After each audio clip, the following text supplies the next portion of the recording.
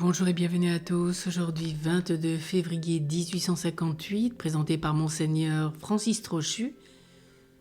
La tristesse de l'absence. Malgré la demande de la dame, voulez-vous me faire la grâce de venir ici 15 jours? Aujourd'hui, il n'y aura pas d'apparition. Pour Bernadette, c'est une journée de désarroi et de peine que ce lundi 22 février 1858. Tout d'abord, elle est privée de la messe. Les parents se sont montrés inflexibles. Qui peut leur assurer que de leur église, leur fille ne sera pas tentée de descendre directement à la grotte? Sans récriminer, l'heure venue, l'enfant a pris son bagage d'écolière, ce sac où elle serre son syllabaire avec un petit Christ. Et elle s'est dirigée docilement vers l'hospice. Déjà le gendarme envoyé en faction de grand matin devant la fameuse grotte en est revenu. La face épanouie, il a rapporté à son chef hiérarchique que, pour cette fois, à Massabielle, il n'y avait rien à signaler. Pauvre Bernadette. Dans la cour de l'école, on est au courant des aventures d'hier. Elle a été presque mise en prison. C'est bien fait, répète en refrain les plus osés. Dans un moment où l'enfant du cachot aurait tant besoin d'un peu de compréhension et de tendresse, les sœurs la regardent avec sévérité. Une de leurs élèves appelée au tribunal, puis devant le commissaire de police. En vérité, c'est peu reluisant pour leur école. Aussi la supérieure de l'hospice, qui a la haute main même sur la classe, se tenait-elle à l'entrée quand s'y est présentée cette Bernadette Soubirous, dont à présent dans Lourdes tout le monde parle. « As-tu fini tes carnavalades ?» lui jette-t-elle parmi ses gronderies, faisant allusion aux réjouissances plus ou moins grotesques dont, 8 jours auparavant, elle avait perçu agacer les lointains échos. Bernadette ne répondit rien et resta calme. Ainsi en a témoigné une ancienne compagne de classe. Aussitôt dans la matinée, plusieurs femmes dans une commerçante, Anna Dupas et Marie Segaud, saintes vieilles filles qui allaient souvent travailler chez les frères, s'engageaient dans la rue des Petits Fossés. Elle avait attendu vainement Bernadette sur le chemin de la grotte et elle voulait savoir pourquoi l'enfant ne s'y était pas rendu. Nous trouvâmes sa mère sur sa porte, a conté Anna Dupas. Elle tenait sur le bras un joli petit garçon, les cheveux blonds et bouclés. Nous demandâmes « Où est Bernadette ?»« Elle est à l'école. Je ne veux pas qu'elle aille à la grotte. » L'écolière se l'entendit interdire une fois de plus, quand elle se trouva en famille pour le frugal repas de midi. Elle y parla peu et reprit le chemin de l'hospice. Or, confiera-t-elle peu après à Mademoiselle Estrade sur le point d'entrer dans l'avant-cour. Je n'ai pu faire agir mes jambes si ce n'est pour aller à Massabielle. Cette fois, elle espérait bien s'y rendre sans escorte. Aussi, au lieu de passer par la ville, résolut-elle de contourner par en bas le château fort. Mais à l'angle du chemin qui conduit à l'hospice se dresse la gendarmerie. On y aperçut d'une fenêtre l'écolière récalcitrante. Et la voilà qui descend par la pente parallèle au Lapaka, suivie de 2 gendarmes. « Où vas-tu » lui a-t-on demandé. « À la grotte » leur a-t-elle répondu, sans les regarder ni ralentir sa marche. Ces 2 hommes obéissent à la consigne du commandement de Tarbes qui a donné l'ordre de la surveiller et non de l'arrêter.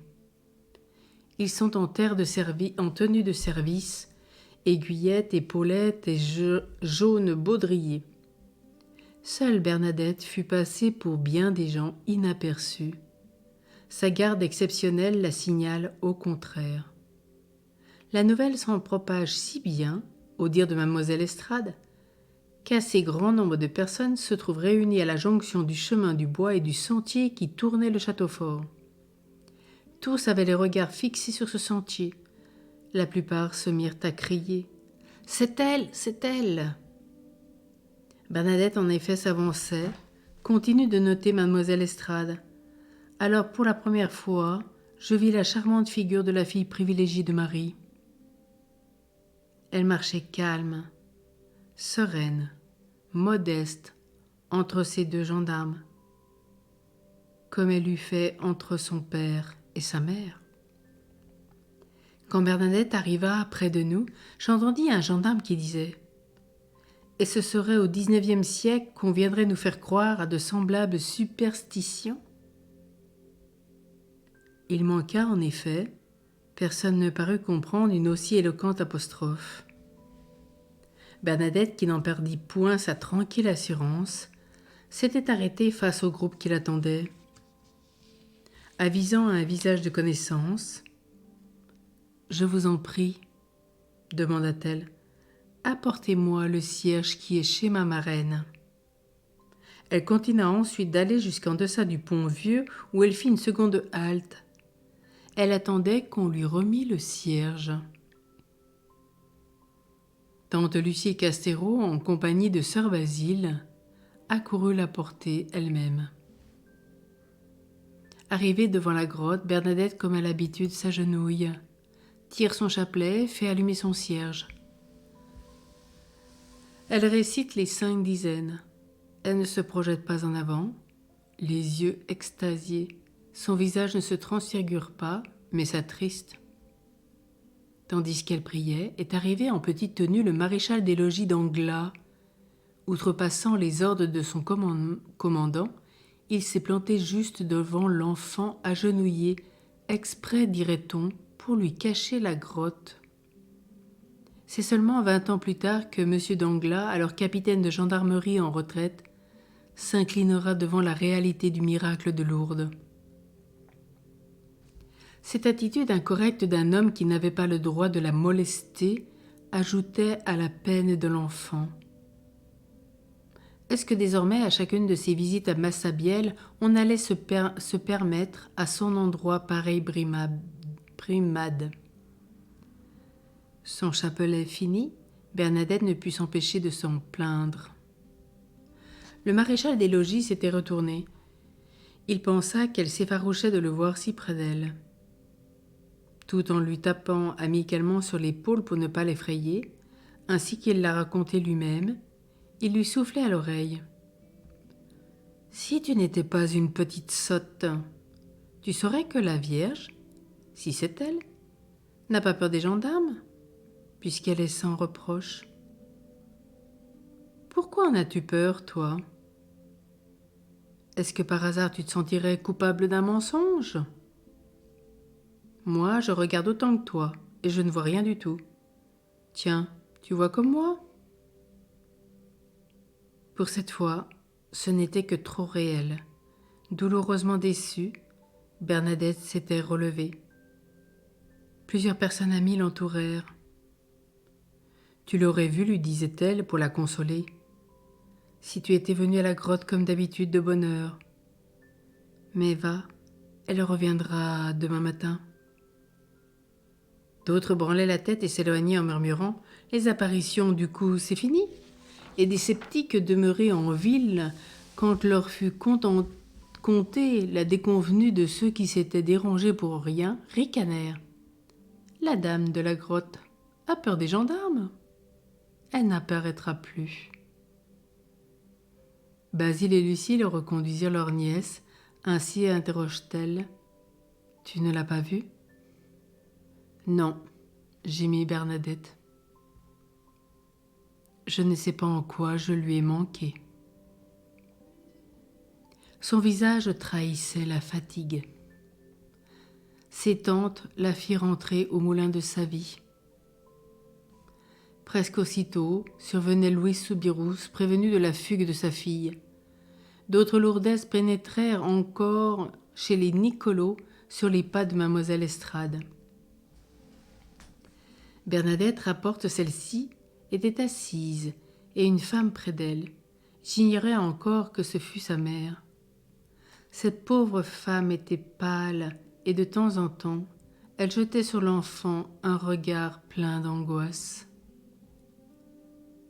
Je lui demandais si elle connaissait la petite. « Eh, mademoiselle, je suis sa malheureuse mère. »« Malheureuse ?» lui dis-je. « Et pourquoi ? Vous voyez bien ce qui se passe. On menace de nous mettre en prison, les uns rient de nous, les autres nous plaignent, ils disent que Bernadette est malade. »« Et vous demandai-je, qu'en pensez-vous ? » Elle répondit « La petite n'est pas menteuse, je la crois incapable de nous tromper. Elle n'est pas malade non plus. Quand je lui demande si elle souffre, elle me répond que non. Je lui avais défendu de venir à la grotte. Elle y est venue quand même. Pourtant, elle n'est pas désobéissante. Mais elle me dit qu'elle se sent forcée d'y venir par quelque chose qu'elle ne peut pas expliquer. » La pauvre femme faisait pitié. De retour à la maison, sa mère et ses tantes insistèrent auprès de l'enfant pour lui faire entendre qu'elle ne devait pas retourner à la grotte. Alors, triste, elle répondait « Ça me fait bien de la peine. Il faut que je désobéisse à vous ou à cette dame. » Nous lui disions, ajoute la tante Basile, « Mais si l'on te met en prison, tu seras bien obligé de lui désobéir. » Elle répliquait « Oh, c'est bien différent. Si je ne peux pas y aller, je n'irai pas. » Pourquoi la vision ne s'était-elle pas manifestée cet après-midi-là ? Il serait puéril d'émettre que ce n'était pas son heure habituelle. D'ailleurs, la dame resta-t-elle si lointaine ? Qui donc avait amené l'enfant des approches de l'école, sinon elle, invisible cette fois mais présente ? De sorte que Bernadette, qui obéissait à ses parents, en se dirigeant vers l'hospice, allait quand même tenir sa promesse envers l'apparition, en se rendant ensuite à Massabielle. À l'égard de la terre, à l'égard du ciel, elle n'avait commis aucune faute. À genoux devant la grotte et n'y voyant pas celle qui venait de l'y attirer, la petite Soubirous ne se fit pas à elle-même ce raisonnement qui l'eût un peu consolée. La dame lui avait demandé de se présenter à Massabielle pendant 15 jours. Elle ne s'était pas engagée à s'y montrer autant de fois. En ne se montrant pas à Bernadette, qui aspire si ardemment à la revoir, elle donne un premier démenti aux fonctionnaires et aux hommes de science qui s'acharneront à dépister soit les calculs intéressés d'un foyer indigent, soit les hallucinations d'une enfant dans les événements de Massabielle. En cet après-midi du lundi 22 février, aussi bien que la veille au matin, Bernadette se retrouvait agenouillée au même endroit, le même chapelet, le même cierge à la main. Si elle eût été atteinte d'une douce folie, elle eût de nouveau, en dépit des gendarmes, créé l'objet de son rêve. Or, avec son habituelle candeur, elle avoue ne rien voir. S'il y a eu machination sacrilège chez les Soubirous, les tantes Basile et Lucile ne peuvent pas ne pas être du complot. Loin de souffler à leur nièce qu'elle doit dire « J'ai vu », elle l'éloigne de Massabielle pour lui suggérer bientôt avec insistance de ne plus y revenir. Mais raison plus haute, l'apparition, en infligeant à sa petite préférée une déception aussi amère, a voulu tout à la fois l'éprouver et l'instruire. Dans ces ténèbres, Bernadette doit continuer de croire à la lumière. Pour une entrevue manquée, elle ne perdra point confiance en celle qui la rendra heureuse du seul véritable bonheur. Les appréciant à leur valeur, elle n'asservira pas les volontés d'en haut aux ordres et aux contre-ordres de la créature.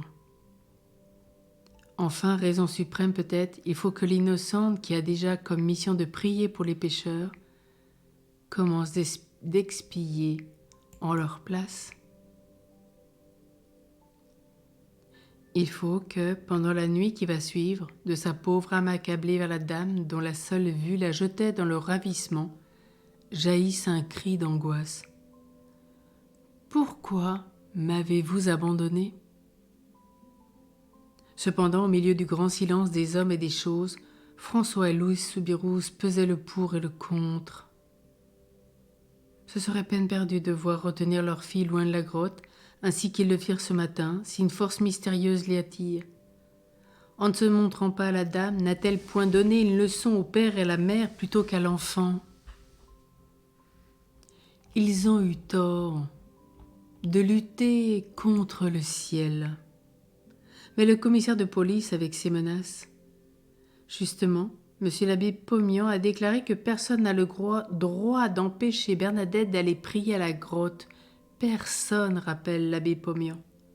Enfin, la décision dernière des époux Soubirous est prise, puisque le matin venu, poussé par un appel à l'intérieur, leur fille n'aura de pensée que pour Massabielle. Eh bien, ils la laisseront aller.